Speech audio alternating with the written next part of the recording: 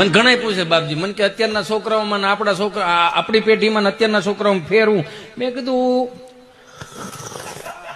ઘણો ફેર છે એમ. મને કે શું ફેર છે? મેં કીધું જો અમે જન્મ લીધા ને તે સરકારી દવાખાનામાં જન્મ લીધા, આંખું ખોલી લે તો 3 પાંખડા વાળો પંખો સેવામાં આવ્યો હોય, એમાં એક પાંખડું વળી ગયેલું આમ હો, અને ખૂણે ખૂણે જો નકરા ઝાળા ઝાળા ઝાળા, અને 2.5 ફૂટનો ઓલો ટ્યુબ લાકડી ધોકો આવતો, અડધો તમને કહું કાળો.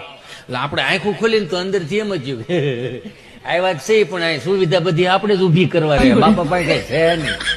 એટલે જેટલી અગવડતામાં આપણા બાપે આપણને મોટા કર્યા ને એટલે સગવડતાનું ભાન આવ્યું.